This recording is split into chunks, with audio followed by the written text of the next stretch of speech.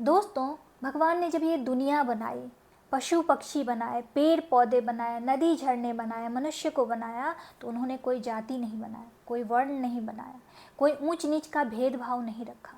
तो फिर हम मनुष्य होके ऐसा कर रहे हैं, ये मनुष्यता का अपमान नहीं है? जी हाँ दोस्तों, मैं हूँ कल्पना और मैं बड़े ही दिल से स्वागत करती हूँ आप सभी का मेरे इस चैनल पर। ये कहानी है भगवान बुद्ध की, जो एक समय अपने बौद्ध भिक्षुओं के साथ भिक्षाटन को निकले हुए थे। वो लोग एक गांव में प्रवेश करने वाले थे। उन दिनों हर गांव का एक प्रवेश द्वार होता था, मुख्य द्वार होता था, जिसमें प्रवेश करने के बाद ही गांव में जाया जा सकता था। वो लोग जब गांव के अंदर प्रवेश करते हैं तो भगवान बुद्ध के पाँव में कांटा चुभ जाता है। उन्हीं में से एक बौद्ध भिक्षु जाता है भगवान बुद्ध के पास और उनके पैर से कांटा निकाल देता है और उनके पैर में पट्टी बांध देता है, क्योंकि उनके पैर से रक्तपात हो रहा था। वो लोग जब थोड़ा आगे बढ़ते हैं तो चारों तरफ कांटे ही कांटे बिछे हुए थे और कांटों के उस साइड गांव वाले खड़े थे। गांव वाले बुद्ध को देखते ही जोर से चिल्ला के कहते हैं, हे बुद्ध, तुम्हारा हमारे गांव में स्वागत नहीं है, तुम पाखंडी हो, तुम वहीं से लौट जाओ, तुम्हें यहाँ भिक्षाटन नहीं मिलेगा। भगवान बुद्ध कहते हैं कि मुझे भिक्षाटन ही नहीं चाहिए, मैं यहाँ सधर्म बांटना चाहता हूँ, आप लोगों को धर्म का ज्ञान देना चाहता हूँ। उन लोगों ने कहा, लोग कहते हैं बुद्ध बड़ा शक्तिशाली है, दिव्य प्राणी है, तो फिर इसके पैर से रक्तपात क्यों? इसे भी हम मनुष्य जैसी पीड़ा हो रही है, ऐसा क्यों? बुद्ध कहते हैं, मैं भी आप लोगों की तरह एक साधारण मनुष्य ही हूँ। तो वो लोग कहते हैं, जो भी हो, तुम हमारे गांव में नहीं आ सकते हो, तुम वहीं से लौट जाओ। भगवान बुद्ध कहते हैं कि ये धरती हम सब की है, हम सब यहाँ मेहमान बन के आए हैं, कोई भी इस धरती का मालिक नहीं है। इसीलिए कौन कहाँ आएगा और कौन कहाँ जाएगा ये आप लोग तय नहीं कर सकते हैं। वो गांव वाले ने जब भगवान बुद्ध की ये बात सुनी तो वो तिलमिला गए, क्योंकि वो लोग भगवान बुद्ध से शास्त्रार्थ नहीं करना चाहते थे। उन्हें पता था कि अगर हम भगवान बुद्ध से बात करेंगे तो हमारे मन में प्रश्न उठेगा और इन प्रश्नों के जवाब उन लोगों के पास नहीं था। तो वो लोग कहने लगे, ठीक है, तुम अगर आना चाहते हो तो आओ, लेकिन तुम्हें नंगे पैर इन कांटों को पार करके गांव में आना होगा। बुद्ध ने कहा, ठीक है। वो नंगे पैर उन कांटों पे चलने लगे, उनके पैर लहूलुहान हो गए। तभी उन गांव वालों के बीच से एक नवयुवक जो लगभग 20-22 साल का था, भीड़ को चीरता हुआ बाहर आता है और बुद्ध के मार्ग से कांटे हटाने लगता है। ऐसा देख गांव वाले चिल्लाते हैं, सावीर्य, क्या तुम्हें पता नहीं है, तुम अगर हमारे खिलाफ जाओगे तो तुम्हारा इस गांव से दाना पानी उठा दिया जाएगा। दरअसल उन दिनों वर्ण व्यवस्था थी और सावीर्य एक शूद्र जाति का था। उसकी इतनी हिम्मत नहीं थी कि वो ऊंचे जाति वालों से आंख में आंख मिला के बात कर सके। उन लोगों के कहने पे सावीर्य थोड़ी देर रुक गया, लेकिन फिर उससे रहा नहीं गया, वो फिर से बुद्ध के मार्ग से कांटे हटाने लगा। ये देख के बुद्ध का करुणामय स्वभाव उसके प्रति आकर्षित हो गया और भगवान बुद्ध उसके सर पे हाथ सहलाने लगे।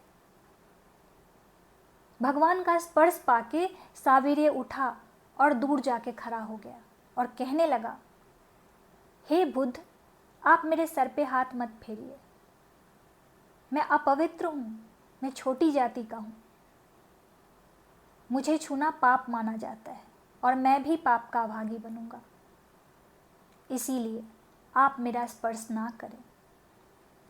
भगवान बुद्ध कहते हैं, किसने कहा कि तुम अपवित्र हो?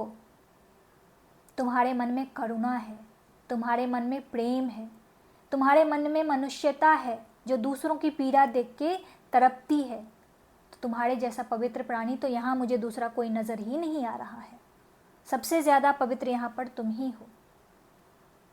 ये सुन के गाँव वाले बौखला गए और बुद्ध को कहने लगे, देखो, ये तो अपने आप को बड़ा ज्ञानी कहता है, लेकिन इसे इतना भी नहीं पता कि समाज में वर्ण व्यवस्था चलती है इन छोटी जाति वालों के हम मुंह नहीं लगते, हम इनका स्पर्श नहीं करते, क्योंकि हम भी पाप के भागी बन जाएंगे, हम भी अपवित्र हो जाएंगे। बुद्ध ने कहा, गांव वालों, क्या भगवान ने जब हम सबको बनाया तो क्या जाति और धर्म के आधार पर बनाया था, वर्ण के आधार पर बनाया था? क्या तुम नदी में पानी पीने जाते हो तो नदी तुमसे पूछती है कि तुम किस जाति के हो? या जब वृक्ष से फल तोड़ रहे होते हो तो वो वृक्ष तुमसे सवाल पूछता है तुम किस वर्ण के हो? या जब तुम धरती पे चलते हो तो धरती तुम्हारे खिलाफ खड़ी हो जाती है कि तुम किस जाति के हो? तो जब ये प्रकृति हमारे साथ कोई भेदभाव नहीं कर रही है, जब रचयिता हमारे साथ कोई भेदभाव नहीं कर रहा है, तो हम और तुम कौन होते हैं मनुष्य को मनुष्य से बांटने वाले?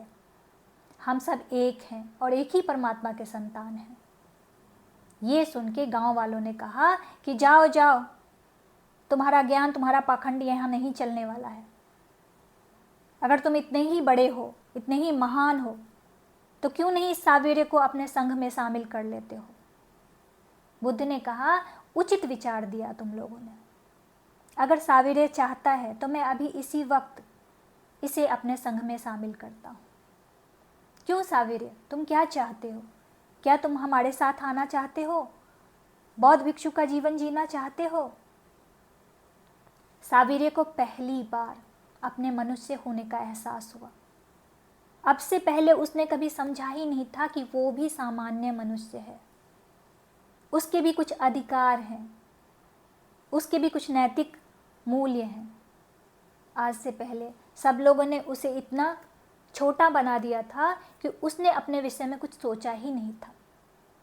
बुद्ध के इन बातों से सावेरी की आंखें भर आई और उसने कहा, हे महात्म्य, हे भगवान बुद्ध, आज तक मैंने आपके बारे में सुना था कि आप महान हो, लेकिन आज मैंने अपनी आंखों से देखा, आप वास्तव में कोई दिव्य पुरुष हो और मैं आपके शरण में आना चाहता हूँ।